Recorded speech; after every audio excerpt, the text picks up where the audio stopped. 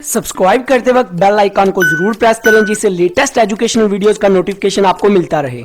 Active partner जिसको हम managing partner भी बोलते हैं।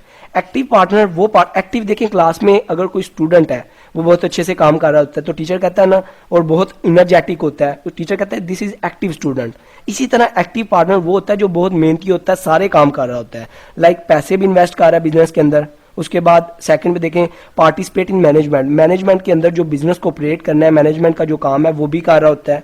और थर्ड पे देखें प्रॉफिट एंड लॉस, अगर नुकसान हो रहा है उसमें भी इक्वली कंट्रीब्यूट कर रहा है, और अगर प्रॉफिट हो रहा है प्रॉफिट में भी इक्वली मतलब हकदार होता है, प्रॉफिट भी लेता है। और उसकी जो लाइबिलिटी होती है ना एक्टिव पार्टनर की, वो अनलिमिटेड होती हैं। अगर कोई नुकसान हो गया तो उसकी जिम्मेदारी है वो अपने एसेट वगैरह भी बेच दे नुकसान को कंप्लीट करने के लिए, उसकी भरपाई करने के लिए। अगर एसेट उसके बिजनेस के उससे भी नुकसान पूरा नहीं होता तो उसकी जिम्मेदारी है वो अपने पर्सनल एसेट जो है उसको भी बेचे, क्योंकि अनलिमिटेड लाइबिलिटी है।